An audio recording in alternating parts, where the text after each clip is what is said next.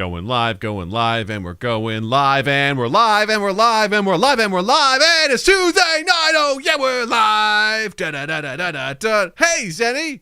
Oh. I honestly don't need your help in choking. My bouts of dry coughing work just fine. Zenny, are you still sick?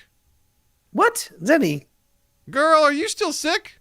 Oh, Zenny cat, you're sick and you are meowing. I gotta tell everyone we're live in our Discord. Hey, you guys! Fart and down your butthole cry. You show up early, you get custom songs. That's right. That's the benefit of showing up early. Wait, it honestly sucks. The song or you being sick? Because we will take offense to one of those.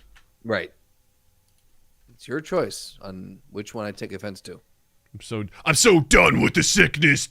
Oh. I'm so done with the sickness. Is that what you sound like when you cough, Cindy? Yay! We got to use it organically. I was like, wait, we got that somewhere. I know we do. It's locked and loaded. Yeah. I'm sorry. I've got something caught in my throat. Thank you. Thank you. Can I get some water? Hold on. I'm about to sneeze. Thank you. Wait, do it again. I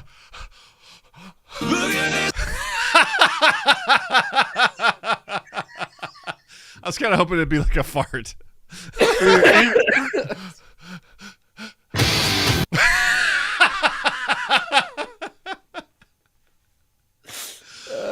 Oh, morning, Richie. We're having fun as we get set up here with sound drops.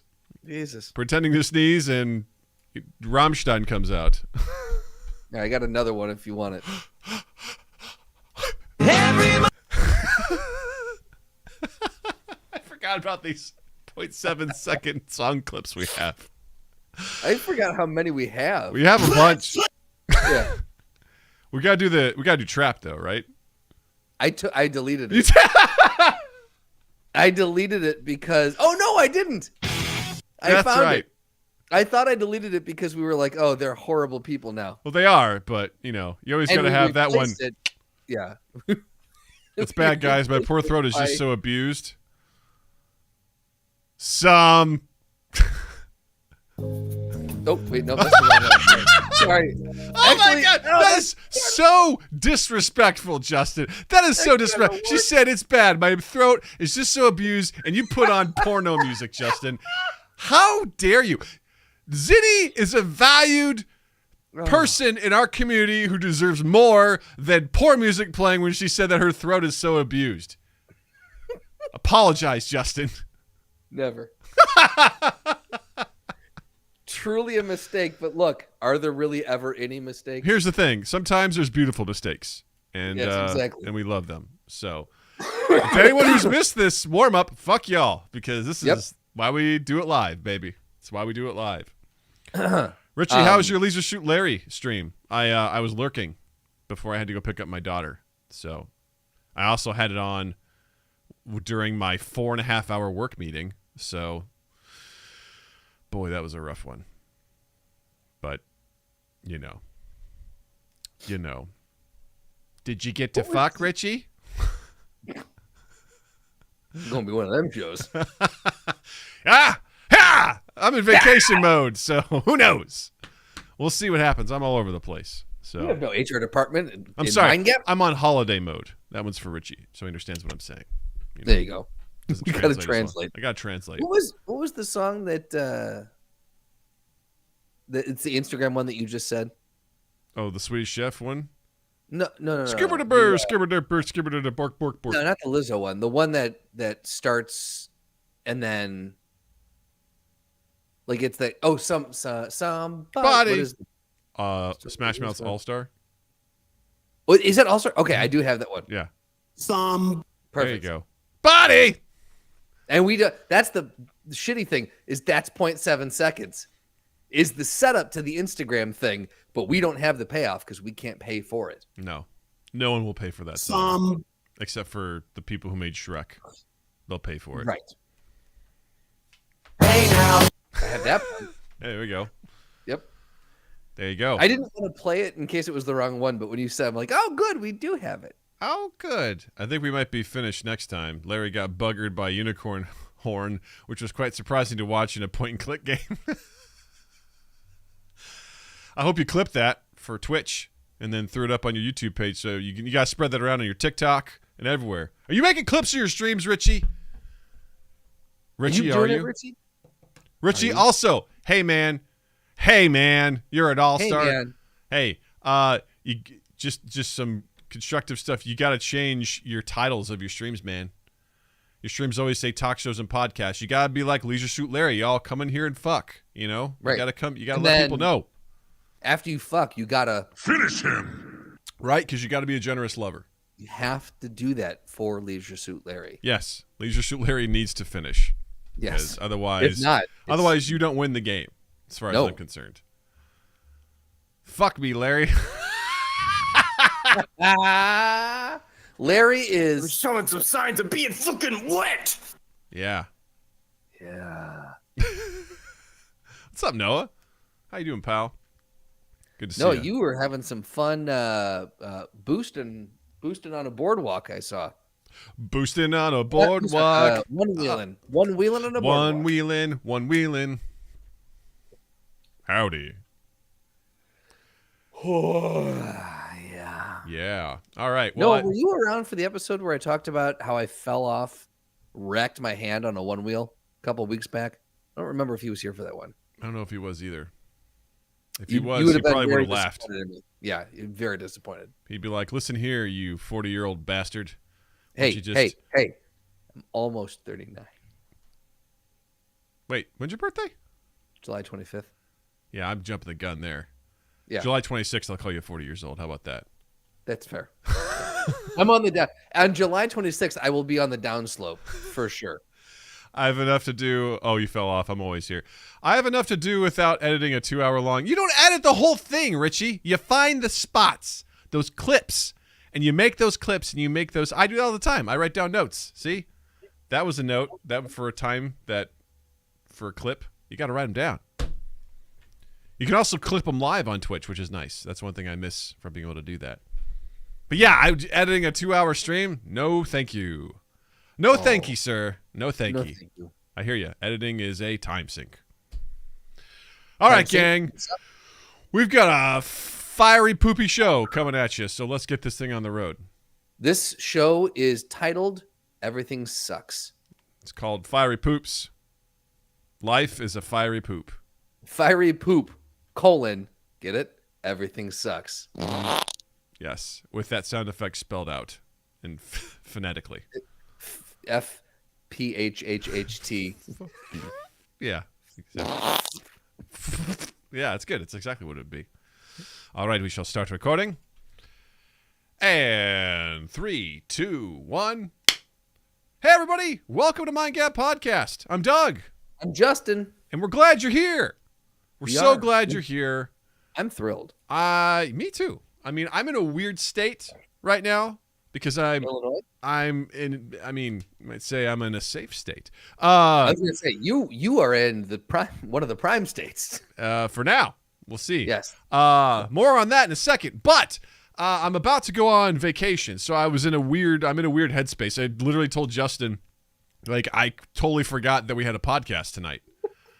I was cooking dinner. I was like, "Hey, Natalie, after dinner, let's go to a playground." And I was like, "Wait, no, I have to do a podcast. Never mind." Like, my schedule, my mind calendar is like all sorts of fucked up right now.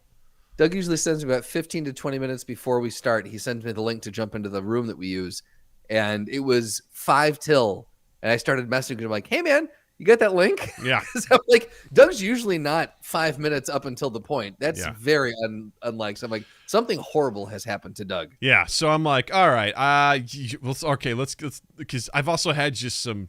We'll get into it in a little bit, but I've just had some mind-numbing days at work as well, so I've been kind of out of it. So anyway, super fucking pumped to be here. I'm here to be glad to be talking to you. I'm so glad you all are here in the chat. This is gonna be good. We're going to have a good time. Let's get this fucking housekeeping out of the way, all right? This is new Doug, non-corporate Doug, says Slotty. Hey, let me guys tell you how the real world works, all right? Grab a knee, all right? grab a knee and let's talk this out. Here we go. This is Freelance Doug. I wish this was Freelance Doug. All right, housekeeping. Here we go. Gang, you know the drill. If you love us, rate and review, subscribe, like, and share. That's really what it boils down to. It costs you nothing. Help us out. The cost of listening to us is a share. Share us. Please. Please share us and This rate is where I and need review. to get 0.7 seconds of Through the Eyes of an Angel. Yeah. It Through just the eyes.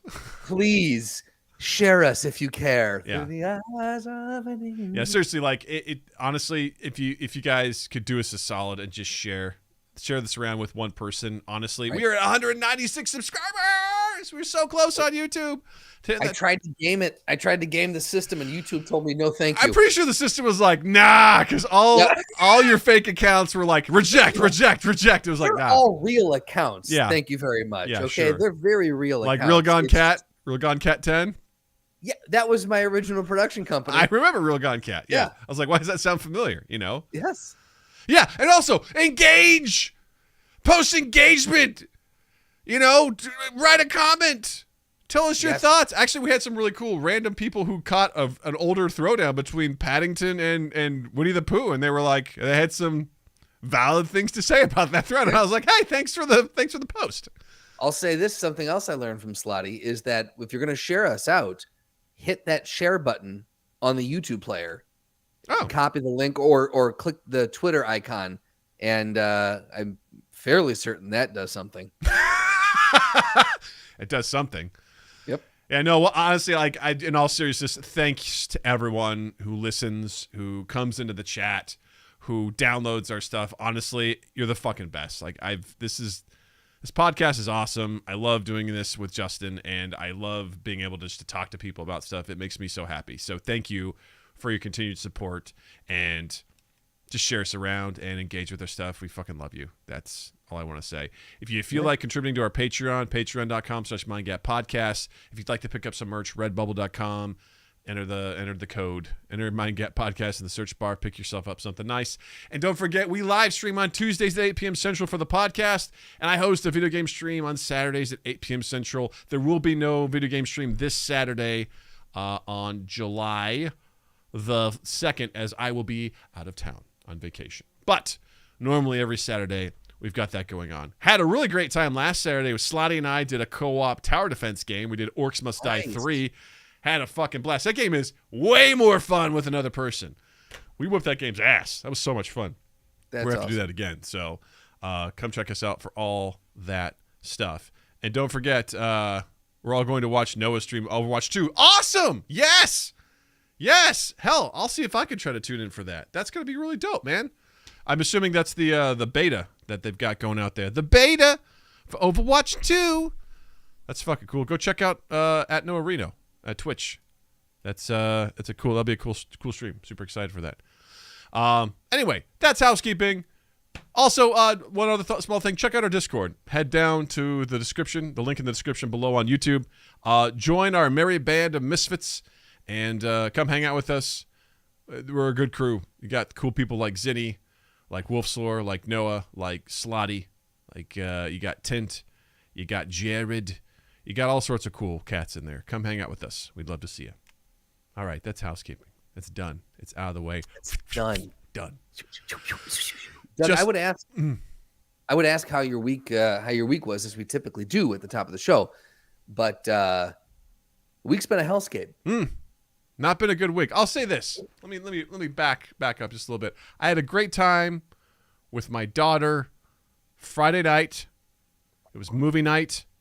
I didn't know what to do, so I was like, you know what? We're going to watch Harry Potter, starting with the first one, and we're just going to watch. We haven't watched all of them yet because I figured they were going to get scary for her, but I'm like, if you can watch Jurassic World Dominion, then you can watch Harry Potter fight Voldemort. It's going to be fun. That makes sense. So I was like, starting with the first one. We're going to go in and do that. And she's like, Dad, does this one have spiders? I'm like, no, that's a different one. She's like, Dad, does this one have snakes? I'm like, no, it's a different one. Dad, does this one have the shadow creatures that suck the happiness out of you? I'm like, no, that's a different one. This one has a troll in the dungeon. Now watch the fucking movie. That wasn't actually verbatim, but it was. She did ask me those things. I, was I like, imagine that's how it went. She did not like the spider part in the second movie in Chamber of Secrets at all. She does not enjoy, which I'm like, hey, I get it. But what's funny is that it's hard to, I have to, in stories like this or in instances like this, I have to put my almost 39-year-old brain into that of a 6-year-old and go, what does this CG look like? Because in my mind, I'm looking at it and going, well, that's dated CG. And, it's good, but, it's dated and it whatever. But for a 6-year-old's perspective, I have to imagine it is the thing of nightmare fuel. Like that is just grotesquely terrifying. Well, it's funny because she just recently watched Return of the King, and that has a giant spider Shelob in it. She didn't seem to have a problem with that. I was like, listen, this part, if it gets scary, let me know. She was cool with it. But when we watched The Hobbit, there's a part where they go into the Mirkwood Forest and there's a bunch of spiders. We had to skip a large portion of that because she was not cool with that one. Does Shelob? Whatever. Does the spider CeeLo Green have an entourage rolling with her, or is it just her? CeeLo? Just one big spider. See, I think that's what it is. I think you're right. Yeah, it's the squad, the spider squad that kind of, because you can keep your eye on one spider, but when you got spiders flanking you, yeah, when they just kind of swarm, it's kind of unsettling to say the least. That's not good for anybody. Yeah. So, and I realized just how much I don't enjoy the first movie. It is just such a child's movie, and I'm like, this is fine. We'll get through it, but to me, I'm like, there's better stuff coming. So, yeah, but fine, it's okay. It's like we'll watch more of that. Sunday, the carnival was in town, which Natalie loves. We have so much fun. Have a run-in with your guy again? What do you mean a run-in with my guy? The kid that ruined the carnival. That kid was the place. That was with Sam. All right, that was with Sam a couple years ago at a different suburb, and fuck that kid. I'm just saying, I have wanted so badly. When you said that, I was like, he better not be referencing that little shit. I've wanted for you two to have a rematch so badly. For anyone who doesn't know, a couple years ago, Jill and I went with Sam, who you've known from the Dungeon Carrions and some other podcast episodes. We went to this like German festival, and there was just this kid that was annoying the shit out of me. Like he was so, I don't remember all the details, but I was just like, I wanted to kick this kid in the face. It was something with a bouncy house. He was super fucking annoying. I was just like, is anyone whose kid is this? Take this kid away. Fist bump you? Yeah. Yeah, I was like looking for a fist bump, and he was super obnoxious. I don't know. It was really bad. But yeah, Justin likes to bring that up, and it just immediately sends me into a rage, even though I don't remember all the details, because fuck that kid. Fuck him twice. But yeah, we had the carnival. It was so much fun. I love it because I wish I grew up with a carnival like that in my hometown. They've got the people that work the carnival are so nice.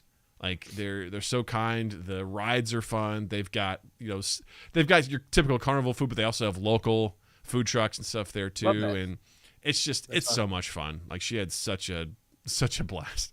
Slotty goes, yeah, it's Doug. There was this annoying kid. I don't remember the details. I blacked out for a bit. The cops came. Either way, it was a terrible German festival. Or was it a great German festival? Slotty. Right. Or was it the most German of all German festivals? If you're not punching a kid, it's not a German festival. Right. If you don't black out from child abuse, who knows? Who knows? Where's the pickle? Where's the pickle? Find it! Or Christmas is cancelled. Christmas is cancelled. Find the pickle! I missed that. That's one of my favorite moments as a deep cut. Deep cut. So, aside from that, great moments that were I was really trying to focus hard on. And I'm going to say that again. I was focusing hard on because we don't normally talk about this, gang, but I feel like in the subject in order to be honest with ourselves, Justin and I are finally decided to say our Supreme Court sucks, gang. Our bunch of knuckle dragging idiots. Our Supreme Court, at least 6 of them, blows, man. It is this. If you haven't paid attention, or if you're not from America, congratulations. We have a fucking group of folks that I didn't vote for, that nobody voted for, that were appointed, that are passing extremely stupid and inconsistent rulings on things and are dismantling several freedoms in our country. And it's absolutely driving me batshit crazy to the point where I could barely fucking concentrate at work on Friday when they reversed Roe v. Wade. If you don't know what that is, it essentially means that abortion protections on a federal level have been removed. And I was in the middle of a morale event at work, and God bless them, they were trying their best. Actually, I want to give credit to the head of my line of business for my train team. They called it out right at the beginning. They're like, listen, I just want to reiterate, we have all these employee assistance programs. This is happening. If you need to talk to somebody, we have stuff that's available for you. You know, I know this is going on, and I appreciate them calling it out. Was this the morale meeting for that? No. Because of that? Or was this was like a quarterly event where everyone gets together. It just happened to line up. Terrible timing is what it was. Yeah. Terrible timing. Yeah. And here we are playing this game where it was like, hot takes. What is our limes the fruit of the summer? Vote yes or no. And I was just like, I can't do this, man. I just can't do None this. Of this matters. I kind of suffered through it. And then they're like, all right, now we're going to build our own fictional theme parks. And I'm like, I'm out. And I just clicked out of the meeting. And I was like, I can't do this. Like, I just can't do this. I'm fucking infuriated. I'm absolutely infuriated because it's also been several other rulings on gun control, on fucking religious freedoms at public schools. The Supreme Court had a field day last week, and the weeks leading up to it. They sat down and made a meal out of it. Yeah, they really did. Yeah, it's brutal just because these are things. It's interesting too, getting Jill's perspective because Jill's in HR, and she's like, you have no idea what this is going to do to HR people across this country. Like, oh, I can't even begin to imagine the amount of shit that people have to wade through is unbelievable, as each state is now going to have their own sorts of things, and it is a complete fucking nightmare. And my organization, I'm proud to say that they were prepared for this, that the day that this happened, they were like, this is part of our benefits now. We're going to offer a certain amount of money if you need to travel to some place to have an abortion. They were fucking all over it, and I'm super proud of them and their preparation for it. They were ready to go. But Jill made a really interesting point in that our federal government is failing us so bad that we have to turn to corporate America to help us with our daily lives in terms of obviously our salary, but also our health benefits in order to get maternity and paternity leave. Like, we have to rely on the corporation to do this. And now we're going to have to rely on hopefully certain corporate entities to allow us access to abortion. Like, this is not who we want to hitch our wagon to, gang. This is not what we want to do. Like, we were becoming more and more reliant on our employers to provide us with the basic necessities that our federal government won't even cover. Yeah. I mean, if capitalism wasn't already, ingrained into the fiber of our national DNA, this just solidifies the necessity for corporations and the way that they operate. We're getting into this really weird tangled web of just kind of grossness. Yeah. Go ahead. I was just going to say, and Saudi, mentioned another point too, is that Clarence Thomas has tried to promise even more to come, like potentially, banning contraception, same-sex marriages, like it's super gross. It's super duper gross. And the Roe v. Wade thing really upsets me. It hits close to home because Jill and I tried very hard to have a second child. And in that process, Jill had an ectopic pregnancy, which means there was an egg in her fallopian tubes that was fertilized, but it was lodged in there. And essentially she had to have an abortion to remove it, because otherwise it would grow and it would burst and she could have severe damage and could potentially die. And I remember when this happened, because it was late at night, like 10 o'clock at night. Natalie was 2 years old, maybe, tops. And because Jill had called because she had some bleeding, and called the doctor, and the doctor was like, yeah, this is what this is. You have to come in here right now. Like, you can't wait. You have to come in here immediately. So at like 10:30 at night, Jill, devastated, had to leave and go by herself to have this done. And I could not go with her. Like, I couldn't. And it broke my heart to be like, I'm sorry, because I can't wake up my daughter to go with you to this appointment. It's just, I can't do it. So I had to stay behind while she went by herself. I hear something, right? Bravely to go get this thing done. And I just keep thinking, what if we lived in a place where it was like, no, you can't do that. It's like, I'm sorry, what? What if she had to travel 700 miles? Right. Or had to, and put herself up in the, and heaven forbid, again, like and if you live in this country, you've heard people speaking ad nauseum about all the different ways that this affects people and disproportionately affects, women of color and those under the median income and poor families. And like, there's so much. And at the end of the day, and this is where the debate, again, if you're not from America, we're kind of laying this out for you to understand. This is where the debate really sits, this is a larger issue of healthcare for women. Whereas some people are painting it as, the right to life, and it is completely ignoring the right to the woman's life, or and I don't even want to, I struggle saying woman now because of the whole gender thing. So those who can bear children's rights to healthcare, like that is what this really comes down to, because things exactly like you're saying, like I'm sorry, say it again. Ectopic pregnancy and so many other things.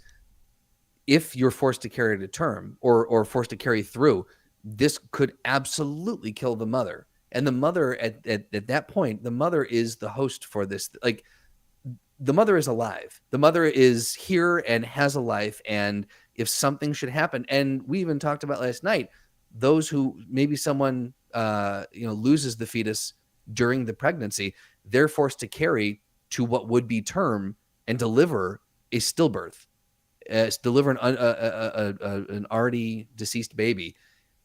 The mental scarring that goes through that, the emotional toll. And I understand that we're two cis white males who are talking about this, but I think in this time, I do think it's important that everybody is talking about it. I think it needs to, like, the cis white male community has for a long time been not a great community. And I think we need to voice, we need to put our voices out there for some sort of semblance of good. Yeah. And so that's why we're talking about how fucked up this decision is. Well, the thing is, I'll never know what it's like to carry a child. I'll never know what it's like to have to go and get an abortion.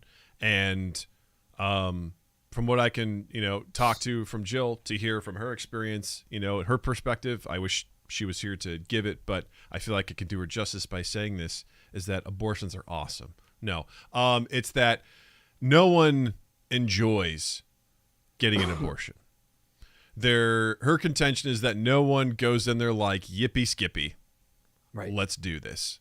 It's an incredibly devastating thing to do.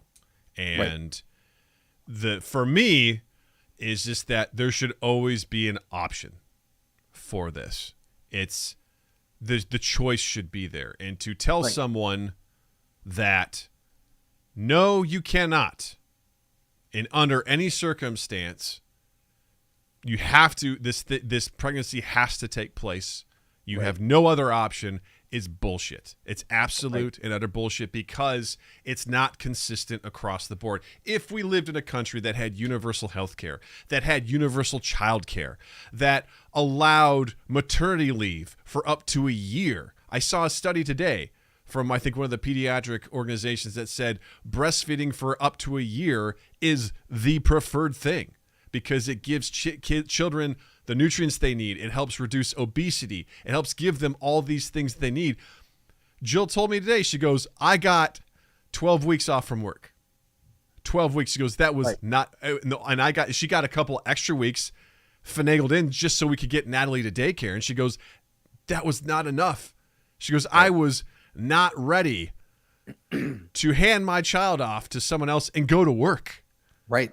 Absolutely. And it's, you look at somebody like Sweden that offers both men and the fathers get a year's paternity leave. My brother-in-law, they were based in Germany. He got a whole year for both of his sons. Just He got, I think it was like 60 or 70% pay for a year. He got to stay home for an entire year with his kids. And it's you don't realize how important that is until you have a fucking kid. And sure, yeah. Especially like everyone has a different experience. Jill and I didn't have family assistance. We just lived far away from our families, and we just did it. We did what we could, we and Jill also just didn't trust babysitters. So we just we didn't know anybody. We didn't have a good connection. She's like, nah, I can't do it. I just can't hand Natalie over to a stranger. Even if they're vetted, I just can't do it. I'm like, hey, whatever. It's fine. I'm cool with it. And so that's kind of what we did. But, it's insane because if we had those things in place and then you were like still dismantling this, I would still be pissed. But I'd be like, at least we have these foundations. At least we have these things in place, these institutions in place to help people with this. But now what you're telling them is like, have the baby. That's the only thing that matters. And tough shit after the fact. Because the thing is, the guilt, the judgment still exists after the fact. And, people are, because I hear the people is like, well, just abstinence always works. Go fuck yourself. Listen, sex is a natural thing that people can do. Okay. And guess what? It takes two people to do it. All right. Yeah. You want abstinence? Go fuck yourself. Yeah, exactly. Yeah. It takes two people to do this, gang. It takes two people. And the people aren't getting pregnant on their own, gang. Also, who knows what this does for in vitro fertilization, right? Because you take several eggs, try to fertilize them and see what happens. Like, this throws everything into utter chaos without any thought behind how it will affect people. And also, I just disagree with their logic. I'm not a lawyer. I'm not a doctor. I'm not a goddamn spaceman. But I can tell you, when you cherry pick shit from this goddamn constitutional doctrine or this idea of like, well, I mean, you got to look at this from the year 1776. You mean when people were enslaved and women didn't have rights?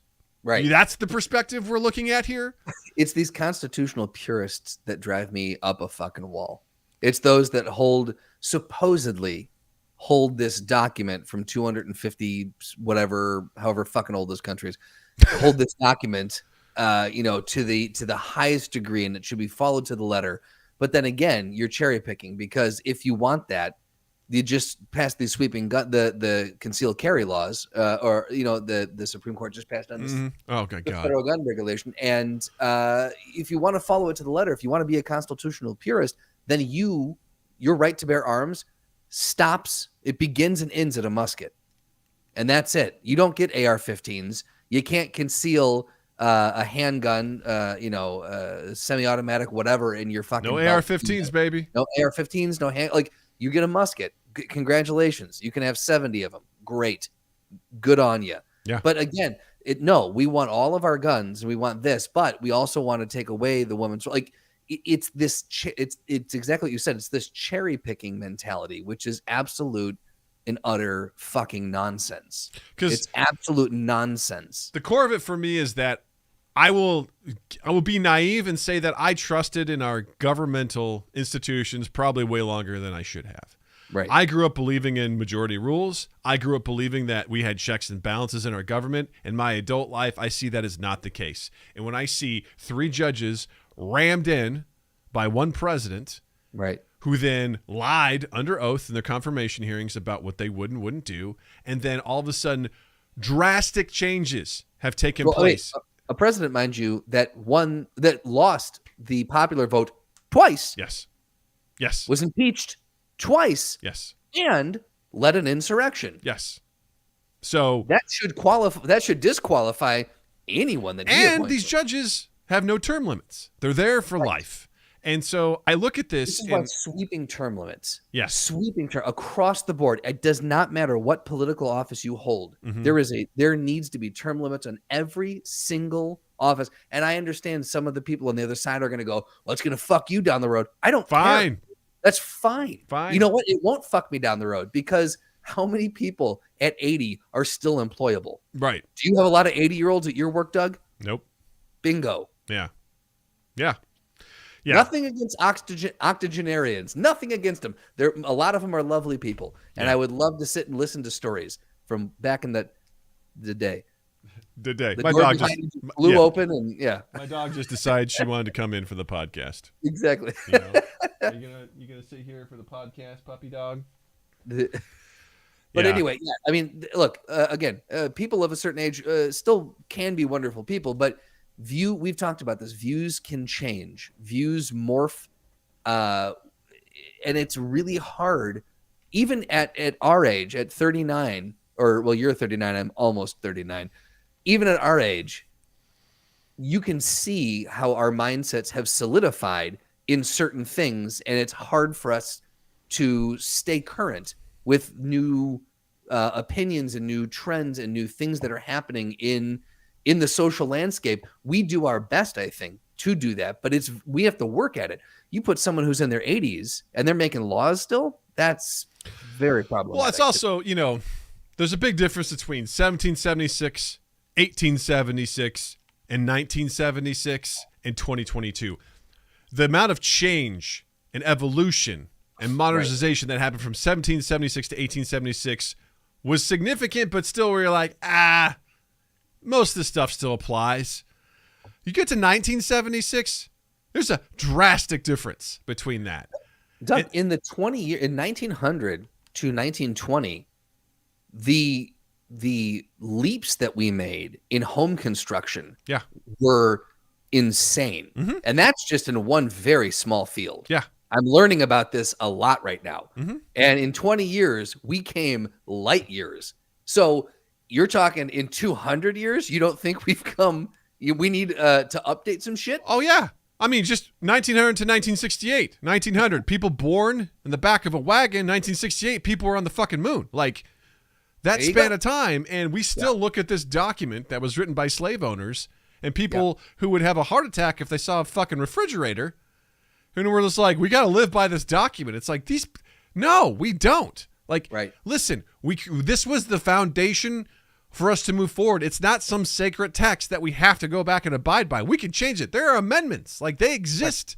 And anyone who looks at that and just wants to jerk off on it, but wouldn't dare because you'd hate to smear your seed on top of all of these just beautiful men who wrote this. It's like, how old were these guys when they wrote it anyway? Were they like 20-year-olds? I don't even know. Like, I don't understand the age of these people. Jesus Christ, that's a great. I mean, they seem like they were 50s, but they were probably like 26 years old, right? Like, I mean, who knows? But wrote the Declaration. How old? Who wrote the Constitution? We're fucking idiots. The point being, while Justin looks that up, is just that we are allowed to change. We have changed, and we should absolutely adapt with the times. For someone to take away rights from somebody because delegates ranged in age from 26 to 81. There you go, right? And the gamut. Listen, you got a 26-year-old in there. Imagine a 26-year-old to an 80. I don't know how many people there were. Let's say there was 20. And you had that range of people. They're like, we're going to write a document for a government, right? Guys, it was a draft, okay? It was a rough draft of an idea that people were like, this works. And they moved forward with it, okay? They moved forward with it. Slotty says Thomas Jefferson was 33. Dear God, Justin, what were we doing at 33? Okay? I don't think I'm allowed to say on the podcast what I was doing at 33. Like, listen. To be like, I'm going to write a constitutional guys, we can change this. We are allowed to do this, and we should. These things that they wrote, because anytime everyone wants to make the argument, it's like, yeah, but you got to go back to 1776 and look at the dictionary for what those words meant at that time. I'm like, they had slaves. They had slaves. Okay?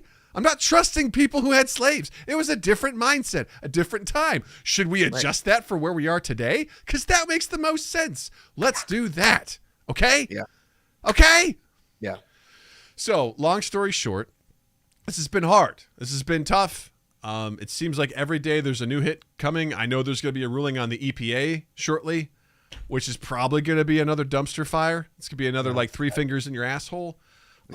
So I don't know what to say. I don't know what the point of bringing this up is. I just want to be like, listen, we've avoided a lot of hot button topics. It's like nobody needs to hear from us on this shit. Neither one of us were like we have opinions, but I'll say this: over the past 6.5 years, almost 7 years now that we've been doing this, some things have happened. Yeah, that we could have easily spent many hours talking about. Yeah, and we've avoided them. Yeah.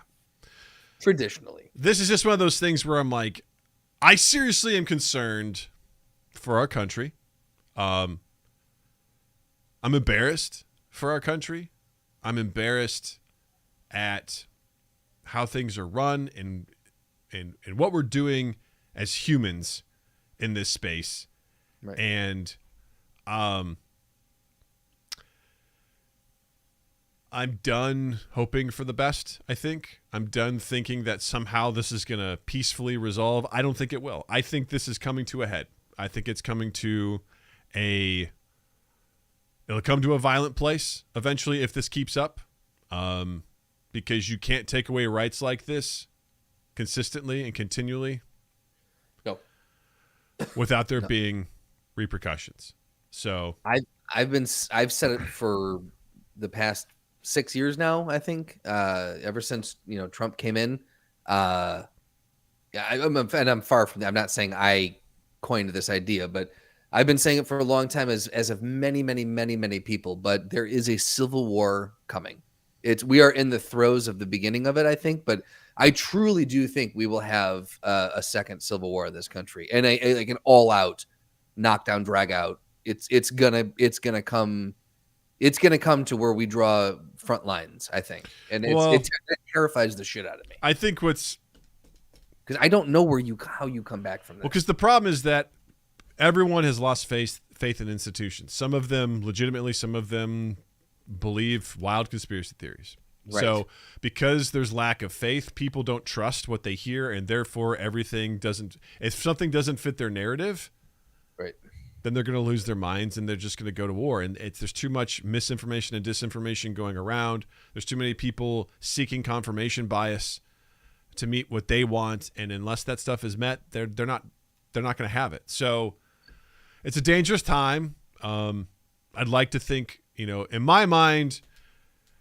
anyone who's involved with the insurrection last year needs to be punished. They need to be held accountable. They need to be removed from office. Every level. At every level, need to be removed from office. They need to be expunged. They should be expunged from society. They should be, if I find out, if I'm ever doing business with anybody or meet anyone who is involved with that, I will cease relationships with them immediately.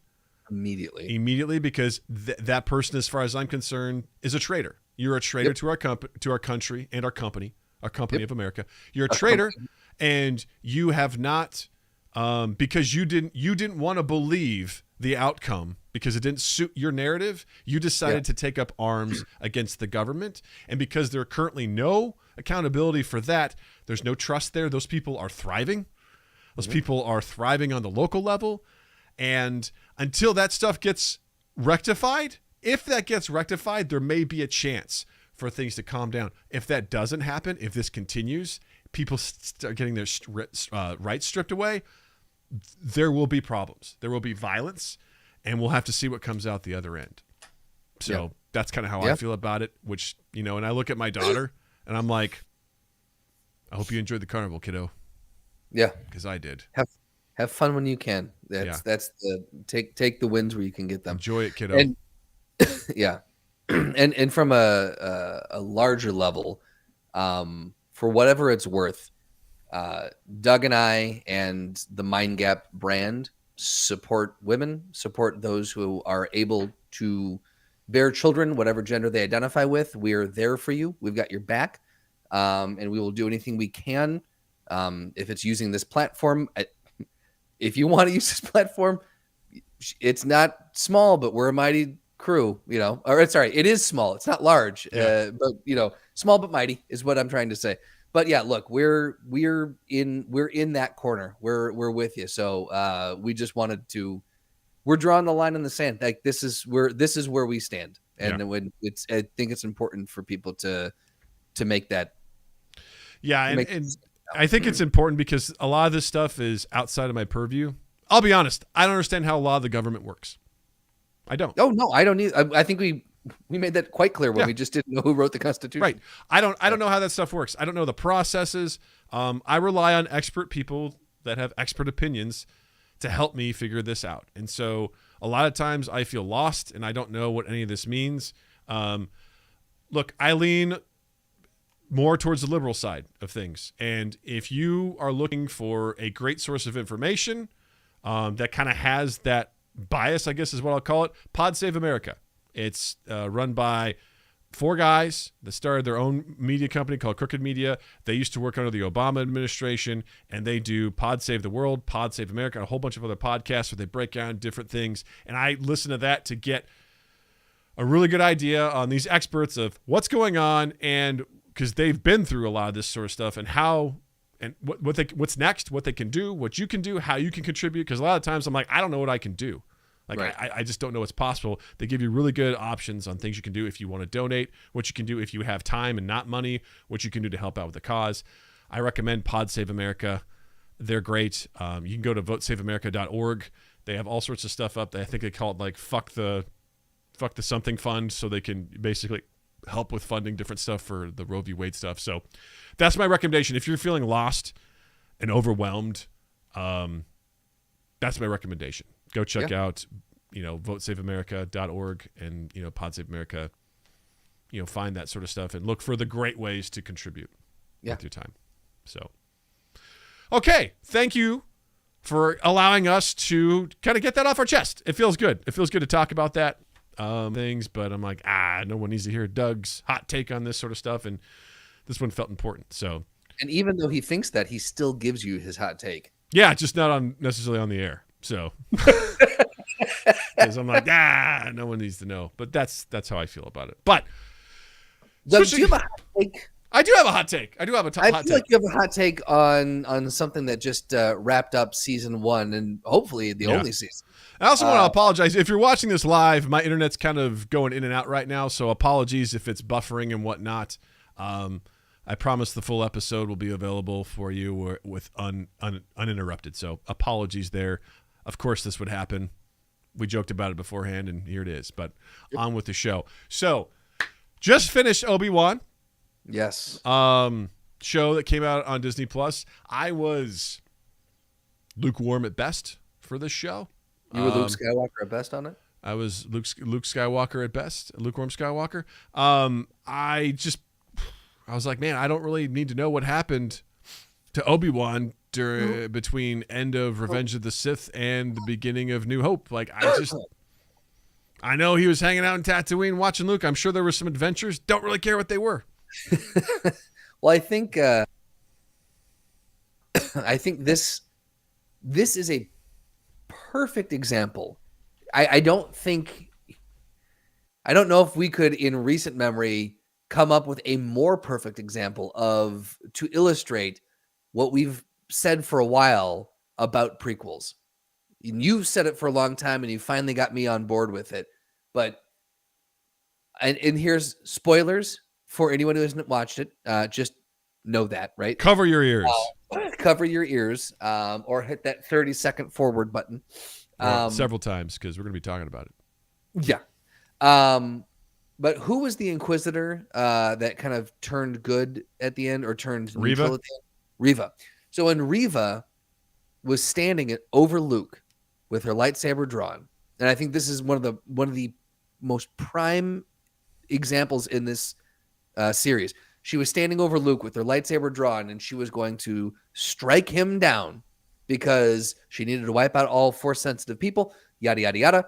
And they built this giant moment up, and it cut to black, slow fade in at dusk when they're looking for Luke, and she comes walking through the sands of Tatooine with this limp body in her arms, and she lays Luke down, and Owen and Uncle Ben and Kenobi, they're like, oh my God, is he dead? There was less than zero emotion on my side. I'm like, he's not dead. Like, there was no stakes throughout the entirety of the show. Mm-hmm. Did not at one point feel worried, excited. It was just a big old bunch of neutral. Yeah, that's the problem with sequels. Well, that was an perfect summary of how I felt about the show, because let's name off some of the characters, okay? Obi-Wan. I can't. Obi-Wan. Darth Vader. Leia. Luke. Right. Owen. Owen's lady. I forget her name. Yeah, I mean, I said Obi-Wan, so there you go.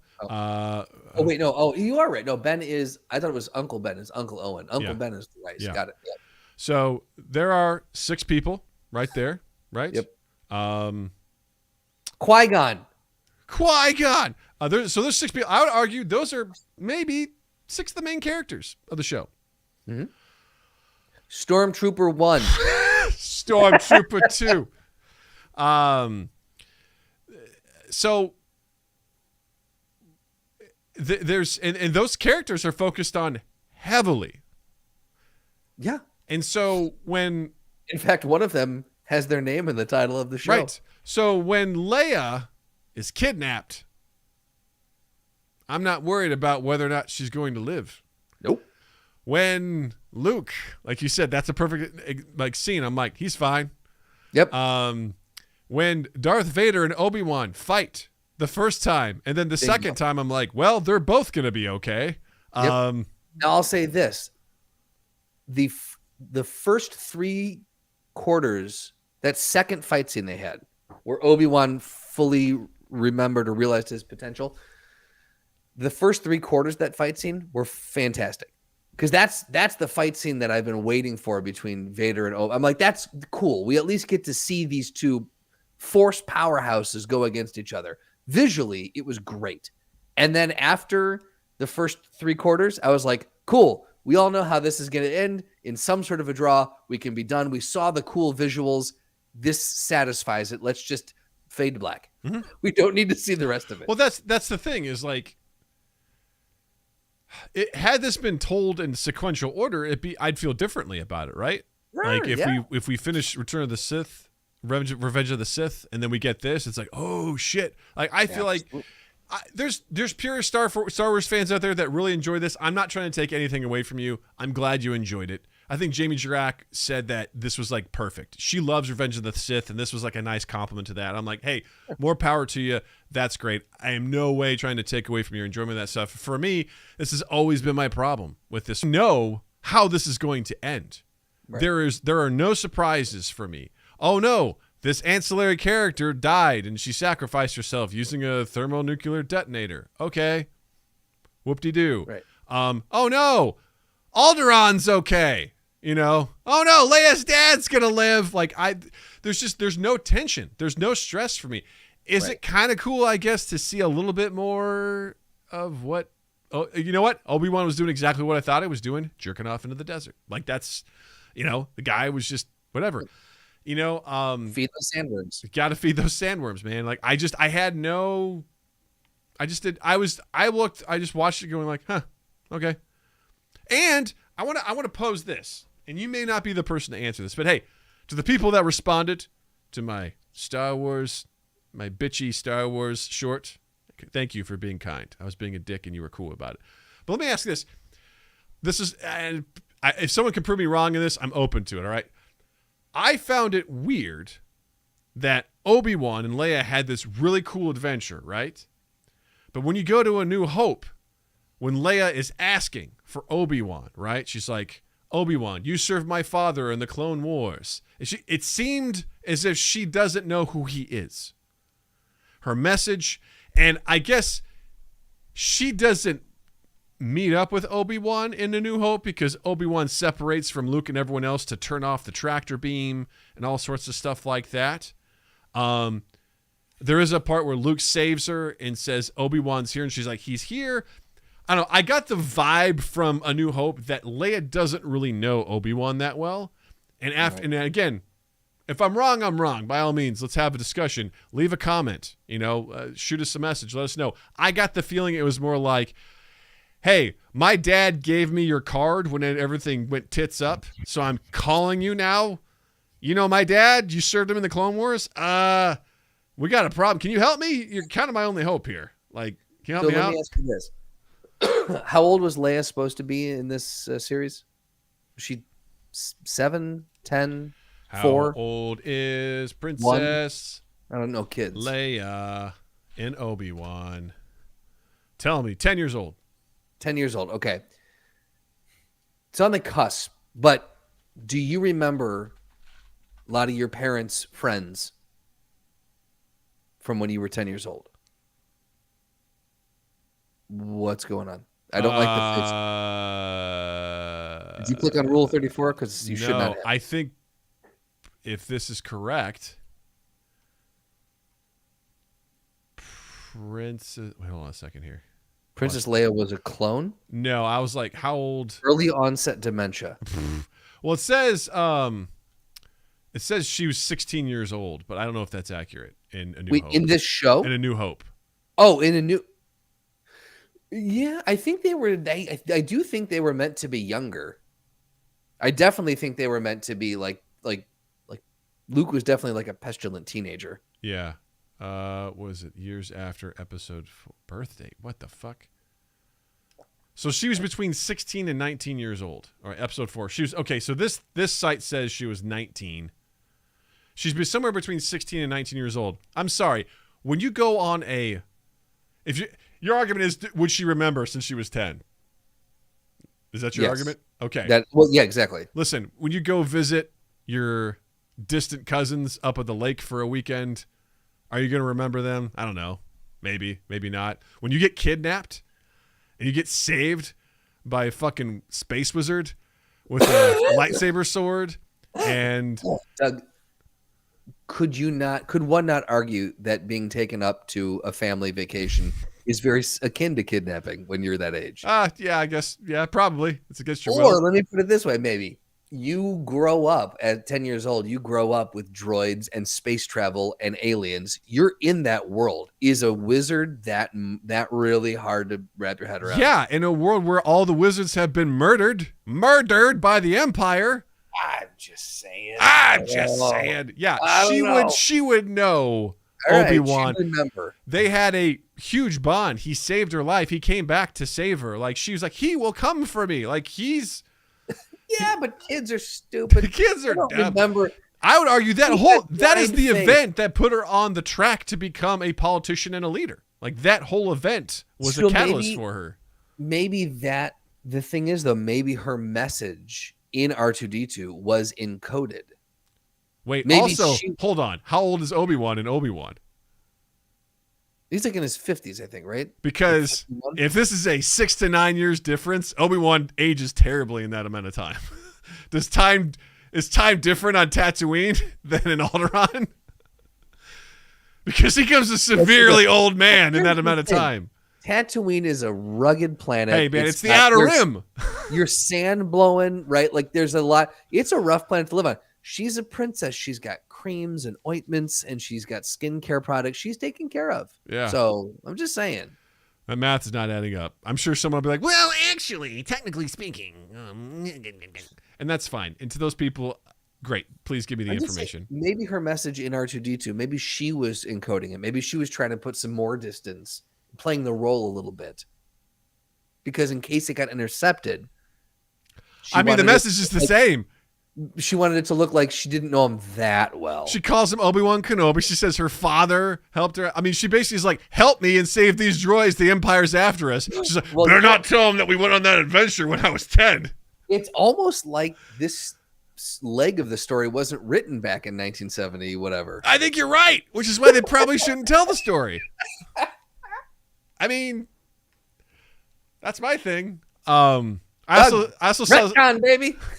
I also saw someone post like, oh man, there's so many great stories about Padawan, Obi-Wan, and Qui-Gon Jinn. They should do a whole series on that. I'm like, no. I don't want to see the adventures of young Obi-Wan and Qui-Gon Jinn. I don't fucking care. Those are side adventures. Can we just get out of this fucking timeline and do anything else? Anything else? I would love to see. For a long time. I would love to see when the Jedi were first formed, because you talk about some of the old lore with when the lightsabers still had like tubes on them and they were on packs. Like, set it in some sort of a Game of Thronesian style, old medieval, but they've got lightsaber. Like, how cool would a period piece like that be? I think that'd be wild. That's why I like that anime series with it. It was like, hey, This isn't fucking Skywalkers, you know? Right. This is brand new material. Let's do that. I'm all for that. I know they have a series coming out that's based on the Old Republic. Great. Let's go see what that's about. I'm thrilled with that. Jared, I'm going to have to agree to disagree with you, buddy. The story is good. The story is fine. It's fine. But you know what, Jared? Let me walk that back. The story is good if you watch it in a particular order. If you were to watch this story as it's linearly told, it's probably a pretty fucking cool story. But if you are me and you started with A New Hope, watched the original trilogy, then watched the prequels, then watched the sequel trilogy, and Obi-Wan show doesn't do much for you. Because it's like, I know what happens. I know what happens. There's no tension whatsoever. The 6 characters that we named off the top of our head are going to live. There's not going to be any problems. You know, no one's going to die. We're going to be okay. Also, I'm sorry, you go ahead, then I'll add my final little note on that. No, go ahead and put the period. Well, it's going to be like, this is more of a nitpicky thing. I feel like in this universe, people, for as bad as they are and ruthless as they can be, they let people live a lot. Fair. Like, you know, Obi-Wan, I understand why he didn't kill Anakin, but also is pretty dick to be like, hey, I cut off your legs and one of your arm. I'll just leave you by this lava. All right, see ya. I'll let you burn to death. I won't give you the honorable death and kill you. Okay, whatever. I feel like that's worse than just killing him. Second, it's like when Reva, you know, like Vader just lets her live. He's just like, all right, see you later, kiddo. It's like, what? You're just going to let her live? What are we doing? It was very off-putting to hear James Earl Jones say kiddo, too. Right? Yeah. He's like, get out of here, bitch. He just like walks away. Yeah. To Jared's point, I will say that if as its own standalone thing, yes, I think the story arc of this story itself was compelling. It was good. It was a well-told, visually pleasing story. I think the Star Wars, all the Star Wars series, TV series, suffer from CG ceiling. They all seem to hit the ceiling somewhere. It was egregious in Boba Fett. It was way better in this one. Still definitely some issues. I think Mandalorian has taken the cake for probably best overall series from all different standpoints, but from originality to CG to yada, yada, yada, yada. But I think from a standalone, if you compartmentalize this one, it in and of itself as a 6-part series was very good. I agree with that. That being said, you cannot divorce yourself from the knowledge that you have watching them in the order that we've watched them. And thus you can't get away from it falling into prequels are very hard to do because like you can't force yourself to be worried about the stakes. You can enjoy the story for what it is, but there's no tension in the story, period. And I think it's a very, very hard order. It's a tall order to fill.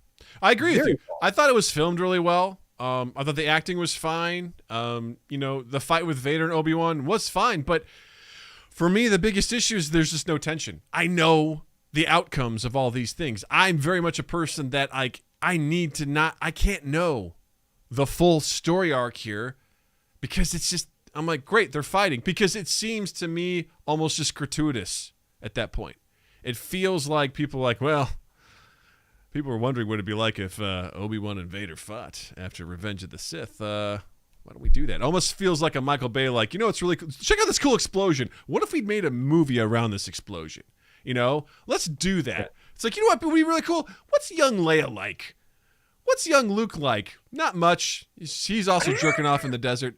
But, yeah, you know, so I appreciate what they're trying to do. But for me personally, it was a nothing show. I didn't hate it, but I watched it being like, you know. I was entertained by it, but it started and ended there. And Jared, you're saying we're overthinking it. Have you ever listened to our show before? We overthink everything. That's the premise of this show. Also, I take issue with me overthinking it because I've watched the entire show and this is a small chapter that comes before everything that I know about the show. I'm overthinking it. I'm sorry, sir. I know how this show ends.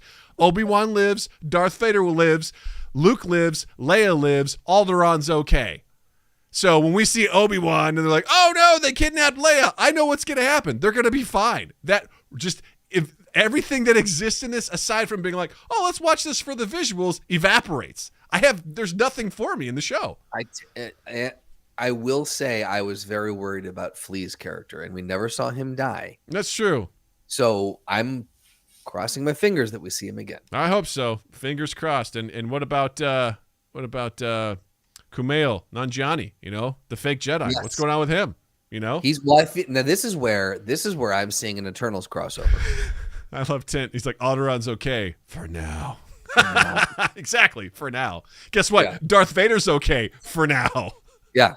Luke's okay for now. For now. Yeah. But I think that'd be amazing if we could if Kumail was the one who led the Star Wars Marvel crossover. That would be fucking amazing. I love Kumail. I love singing this stuff. I'd be down for it. Yeah, I'm like, cool, let's do it. So overall, the show was fine. It was fine. I'm not mad that I watched it. Yeah. But I also was like, well, and there was character stuff, and we get to have stories branch off from it. What stories, Jared? What stories? Flee, Doug, I'm telling you, Flee. What stories are we going to have? We're going to have the story of Obi-Wan buying cheap real estate in Tatooine. Are we going to have Luke really trying to... He didn't buy shit. He squatted. We're going to have Luke really mastering moisture farming during his teen years. Are we going to really get into... Was moisture farming just code for jerking off? Yeah, exactly. How do you think they get all the moisture? That blue milk. Right, yeah, blue milk. Got to come from somewhere. Or are we gonna see how Leia becomes a politician as she goes through all this sort of stuff? Listen, hey, if you want to see those stories... See Leia attending pre-law classes. Pre-law, right? She's just... You see her going through, what necessary corruption exists in politics, how to deal with that. It turns into House of Cards, but with Star Wars, Yeah, the next Disney Plus series is called Alderaan U, and it's a preteen. It's very much like a CW show. Yeah. Listen, there are gaps, Jared, that don't need to be filled. Okay, there's a story of the third sister, the fake Jedi that you mentioned, Ice Cube's son. We don't need to know about these characters, Jared. They can be saved for comics. I don't personally need a show. Let's see how Palps gets it on and has a kid, I guess. Right? I mean, you're right, Tint. Oh, man. That's a thing. He procreates. Jared, I fucking love you, man. They're adding characters that branch off away from the Skywalkers. Thank God. And you know what? How about this, Jared? Let's just focus on the Old Republic show. Let's just do that. I think you and I could agree. We can start fresh there. Anything within this Skywalker saga timeline, I'm over it, man. I'm over it. I don't need any side quests or anything. I know how it turns out. I'm good. I do like how worked up you're getting about this. After last week, you did a rant about Star Wars fans and how measured their responses are. Yeah, that was sarcasm, Justin. My daughter would have, what my daughter would have said? She would be like, that's sarcasm. I'm like, you're right, child. Thank you. She can call that out. Guess what, gang? It's time for our new segment. It's back. It's back. It's back again. And still without a theme song. One day we'll get there. One day we'll get there. Actually, I'm going to send you a couple of links to get your juices flowing, Justin. All right. You gonna help me moisture farm? I'll get your moisture farm all moistured up. So we're going to be doing another segment of Anime Out of Context. If you're not familiar with what this is, I cook up a scene from an anime, and Justin has never seen. I don't think Justin's seen any anime. And so what I do is I pull this scene out of context, and I type it up, and I hand it to Justin, and we read it cold. And I assign Justin a character. And I tell him this is what we're doing. I give him extremely minimal context, and we just go with it. So the idea is to have Justin try to figure out what the fuck is going on. So if you would like to contribute to this, all you got to do is either send us a message on our social media. You can email us, mindgappodcast@gmail.com. You can join our Discord and head down to the Anime Out of Context channel and post yourself a link to a document with a script. Now, here's what we ask. We ask that you give the name of the anime, the episode, and you have to type it out. You have to type out the script. Sorry, just got to do it. And then just assign who's going to be reading what. I would love to get a taste of my own medicine from you, chopping up a little piece and being like, here you go, Doug. Here's some anime you've never seen. Good luck. So about me? No, I'm just the royal you. So okay. Justin's like, I don't know what the fuck you're talking about. You looked right down the barrel of the camera, and I was just like, I forgot we were streaming. And I'm like, you forgot there's audience here? Yeah. So All right. So this week, this comes from. Oops, I forgot. I didn't put the name of the one. All right. So this comes from the show One Punch Man. This is from season 1, episode 1, called The Strongest Man. Justin, I have highlighted your characters, I should say, in the blue, so you will be reading those. Okay. Is it Crabalante? It's Crablante. I'm saying Crabalante. You do whatever you want. All right. All right. Slotty says, I finally picked a scene. I'm working on transcription. You're awesome, Slotty. All right. Yes. Okay. Wait, no. Yes is premature. Hold on. I just want to see how far. Okay. So just over 4 pages. And your character's name is? It doesn't matter. You're not going to be saying my name. Got it. All right. Okay. But you usually tell me, you give me something with these characters. Like they are cocky. They are. Okay. For the first time. Your character. Usually give me something that I can base it around. Yes. No, that's fair. That's fair. Your character is terrorizing humans. Terrorizing humans. Okay. Yes. And as you read your lines, you'll get an idea as to why you're terrorizing humans. We live in a universe where there are a lot of monsters, okay? And you're playing one of those monsters. All right? You're also playing another character at some point. So I was going to say, is Big Chin Kid? Yes, you'll be playing Big Chin Kid as well. Is he a monster? No, not technically, but you'll see. You'll get a lot from the stage directions here. So oh boy. Here we go. Here we go. A man and a woman sprint down a street screaming in terror as a large creature lumbers forward. It has the torso of a large red crab, pinchers and all. Its bottom half is that of a man wearing tighty-whities. It clucks arrogantly as it approaches a man in a business suit holding a briefcase. Huh. You sure you don't want to run away? The businessman sighs apathetically. I bet you're a newly employed businessman already tired of work. I ate too much crab and transformed into this Crabalante. Why aren't you running? You've got a death wish. Is that it? Well, not quite. I'm no businessman. I'm unemployed. Right now, I'm looking for a job. I had another interview today and got rejected royally. I could care less about anything. So, I'm in no mood to run just because the mighty Crabalante has appeared. So, what'll happen if I don't run? Crabalante's eyes grow big and he shows a sinister smile. Your eyes are lifeless, just like mine. From one set of lifeless eyes to another, I'll let you go. Besides, right now I'm hunting different prey. A big-chinned brat. And when I find him, I'm gonna rip his arms off. Saitama and Crabalante walk their separate ways. Saitama walks by a playground and sees a young boy with a chin that either looks like a thick with 3 C's ass or at least C-cup breasts for a chin. He is kicking a ball around. Saitama stares. What are you looking at? Internally, Saitama says, a big chin brat. If he's caught, he's dead. Hey, kid, were you messing around with a big crab monster? Such a direct question. Answer the question. Huh? He was asleep in the park, so I drew some nipples on him with my marker. Internally, it's definitely him. He has no idea what he's done. What do I do? I could still help, but man, this kid isn't cute at all. It's none of my business. I should just walk away, right? I mean, who really cares? I found you. Crabalante grins sadistically and thrusts his pinchers at the big chin kid. Saitama dives and pushes the boy out of the way at the last minute. Internally, Saitama says, what the hell am I doing? Huh? Kid, he's after you. Get out of here. Don't worry about me. Just go. But my soccer ball. Your ball?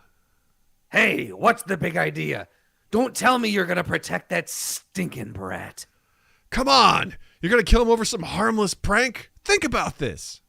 I've already mutilated lots of people. Whoever makes fun of the way I look pays the price. No exceptions. By the way, that brat drew nipples on my body with a permanent marker. Look at these claws. I can't even use a towel to wipe it off. Get in my way, and I'll make sure you never go job hunting again. There's a brief moment of tension as Saitama and Crablante stare at each other. Saitama suddenly starts to laugh uncontrollably. It just came to me. You look exactly like a villain from this anime I used to watch. Crablante swings his giant claw, striking Saitama, sending him high in the air before he crashes into a nearby swing set. Crablante moves close to Big Chin Kid and towers over him. Die! Big Chin Kid cries out in fear. Suddenly, a rock hits Crablante in the side of his face. Saitama is alive! He stumbles forward. Oh, hold it right there. In this age of declining birth rates, I can't just let you kill a kid. You know what? When I was a little boy, I wanted to be a hero, not a businessman. But a hero could send rotten villains like you flying with one punch. Screw looking for a job. Bring it on! Saitama removes his jacket and undoes his tie before balling up his fists. Crablante quickly lands 2 powerful swipes at Saitama, knocking him to the ground. Some hero you are. Some hero you are. You don't stand a chance against me. Your life ends now. Crablante swipes at Saitama, who dodges and pushes off Crablante's arm and wraps his tie around Crablante's eye. As Saitama lands, he pulls hard on his tie, ripping out Crablante's eye. The creature's organs begin pouring. Did you just say ow? The creature's organs begin pouring out of the eye socket, and it falls down to the ground dead. The Big Chin Kid stares on, dumbfounded. Cut to Saitama standing in a grocery store, staring at chopped... typo. I put chopped crab. It should be crab. Chopped crab in a plastic sealed container. He is bald and is wearing a yellow superhero suit with red gloves and a white cape. He stares off as if visiting a distant memory. Internally, has it really been 3 years since then? After that day, I trained so hard I went bald. I became so powerful, no one could beat me. I'm the hero I dreamed of becoming. So what is this? What's wrong? Why does my heart feel so empty? And scene. For the record, that's also why I'm bald. I trained so hard. I went bald. It's a very real problem. Honestly, it affects so many people in America. Training too hard. It affects 1 out of no one.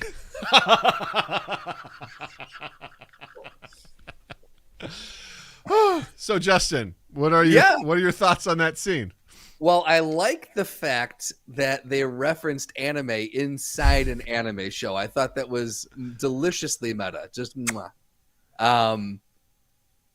It seems it just seems like such direct dialogue. Just, I'll bet you're a newly employed businessman already tired of work. I ate too much crab and transformed into this. Like, it's so pointed and specific. Well, your eyes are lifeless, just like mine. There were some great moments that you caught me. I tried to power through as you were laughing. Well, thankfully, I don't see you when I've got this in a different tab, so I didn't see a thing you were doing. I've got you on a couple monitors, so like I can see your reactions as I'm doing this, and I'm like, oh, we gotta stay it. The declining birth rates really got you on that. That got me really good. I'm like, what is this? Yeah. So, One Punch Man is actually a satire on anime. It is? Yes. Okay. It's essentially about a character who can kill all of these bad guys with one punch. He comes up, punches them, and he's super OP. And he's just he's a hero as a hobby. That's his thing. But he's a software analyst by trade, right? He's just a guy that, like, obviously he has trouble getting a job, whatever, but he decided he wanted to be a hero, and he's one of the most powerful heroes, but he looks like a huge dork. He's bald. He's got a really stupid outfit, but he's so powerful. It's just, the first episode's fantastic because you see him like out just doing whatever he's doing, and this creature will just, because this is what happens in anime. These creatures just show up and they have these ridiculous backstories. They're like, ha ha ha ha, because of you humans and your disregard for the environment, all of your pollutants have transformed me into the being that I am, and now you will bow before me. And during this monologue, he's just standing there and he goes, huh, and he punches them and they explode. And they die. He's just like, but also at the same time, he's depressed because he's so powerful, nothing can challenge him. So he's like, I thought this was going to be a good fight. And he just sort of like carries on. Interesting. All right. Yeah. And Slotty mentions it's specifically a satire of shonen anime, which is, there's a lot of, I don't know all the specifics on that sort of stuff, but there's all these characters that have huge backstories, you know, like that one I told you was like, yeah, all the pollutants. He's like, yeah, I just trained every day. I'm a hero for fun. Hero's a hobby. Like, what kind of backstory is that? That's what like the villain actually says to him. He's just saying that you got these ridiculous creatures. Like this guy's like, I ate so much crab, I turned into a half crab. It's just like, right. Okay. So the insanely direct dialogue, the very on the nose dialogue is on purpose. Yes. It's also pretty common in anime. Okay. It's pretty common. People are like, you're like, well, that is rather direct. Because they also give you clues to what's going on, because a lot of times anime, it just starts. There's not there is some that will give you a lot of backstory, but a lot of time it's like, boom, you're in it, let's go. And then you'll kind of see like some flashbacks and it'll kind of give you some context to what's going on. But like, yeah, this anime starts with this thing attacking people. There's alarms going on. It's like, monster alert, monster alert. It's in City Block D. It's like, okay, so we're in a world where these monsters just show up and they send heroes to try and stop them, and what's really going on. You slowly learn more and more as time goes on what's what, but you just see all these like ridiculous creatures and monsters, and this guy just goes, hi-ya, punches them and they just explode, and it's very entertaining. All right, fair enough. Well, thank you. Honestly, I gotta say, man, kudos to you. You did a really great job with your voice choice. I thought that was perfect. Well, thank you. For both the kid and the Crablante. Well done. Hey, well, look, sometimes the characters just speak through you. I don't know what to say. They come to you, and you gotta, you just are, So well done. And thanks for always being a good sport about this. I appreciate you. I have a blast doing these. Absolutely, have a blast doing them. Yeah. So I'm waiting for the day where one of these gets me to watch anime. Yeah, I don't know. That's not my goal necessarily. My goal. I know. I just think that'd be a fun fallout from this. Is that I'm like, oh, I'm really into this. You're like, you know what? Fuck it, I'll give it a try. And then you're like, all right, I gotta admit, Doug, I'm into it. Yeah. Because it's definitely a different way of storytelling, and I think I'm compelled by it. I think a lot of Western audiences are compelled because the storytelling is so unique. It's not something we're not used to. So people just kind of fall in love with it. So, but there's a lot of weird shit out there too. So, Anyway, thank you for being a good sport, sir. I appreciate you. And I look forward to Jared and Slotty. I look forward to your submissions. I can't wait to be completely blindsided. So, and be like, great, I'm going to wade into an anime I've never heard of and be like, here we go. Should be a lot of fun. Be fun. Yes, it'll be a lot of fun. All right, Justin, what do you have to recommend for this week? Well, it's not done, but I have thoroughly been enjoying The Boys this season. Yes. So I would say if you've, similar to how Doug slept on Stranger Things for like season 3, you did not watch. Right? I didn't watch 3, yeah. Yeah. So I would say if you are sleeping on The Boys, pick it up. It is it's a fun show. It's a disgusting show. It pushes the boundaries of taste, but it also has some incredible social commentary baked in.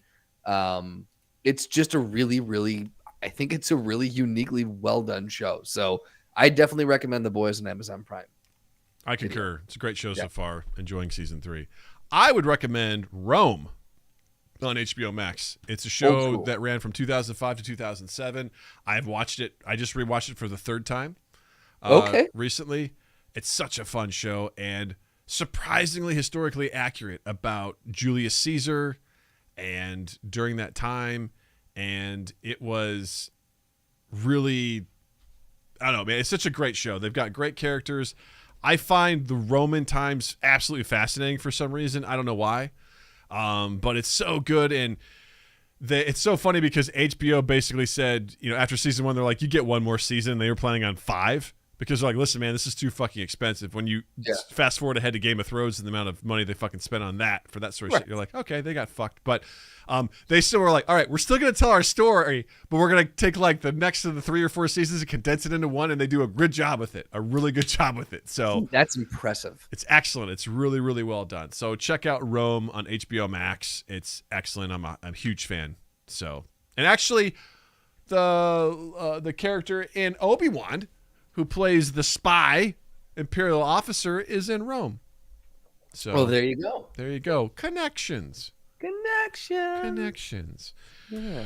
All right. Well, with that being said, gang, thanks so much for hanging out with us. And please follow us on all our social medias at MindGap Podcast. And please do us a solid and share, subscribe on YouTube. We're at 196 subscribers. God damn, we're so close to 200.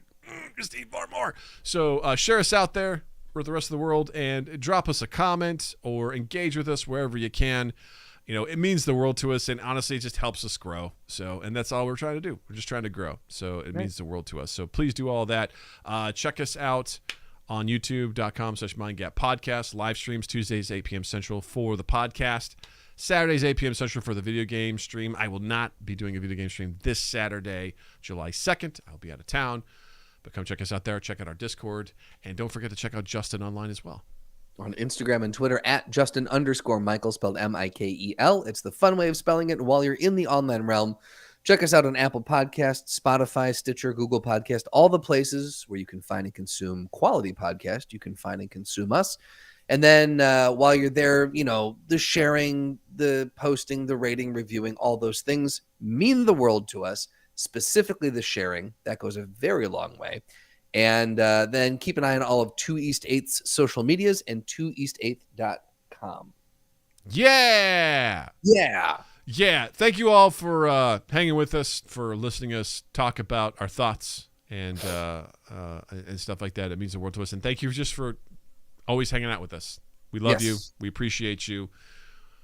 It's great to have you all with us. Honestly, from the bottom of my heart, thank you for being here. We appreciate you. We love you. And with that, I want to say, Justin, thank you. Douglas, thank you. Chat, thank you. Listeners, thank you. And you have a dandy fucking week. Dun dun. I want to apologize again, y'all, for the buffering. I don't know what's going on with my internet, but just about halfway through the show, it was like, you know, just having a real hard time. It went from 0 dropped frames to almost 46,000 at this point in time. Oh, so my. Yeah, 14.5% of dropped frames. So don't know why, but Xfinity/Comcast don't like me. Don't like me much at all. So, yeah. So thanks for tuning in. You all be safe. I will see you on next Tuesday for the podcast. And then the following Saturday, we're doing a Magica video game stream. Slotty, Noah, Alpaca, and myself are heading back into the game that's pure chaos. So Jared says, welcome to my world of buffering. You're the hero we don't deserve, Jared. I mean, you're so kind to play games with us, even though, you know, the internet doesn't do well for you. Fucking love you, dude. You're the best. You're the goddamn best. All right, gang. Until then, stay safe. We love you, and we will see you next time on MindGap Podcast. Ta-ta-ta-ta.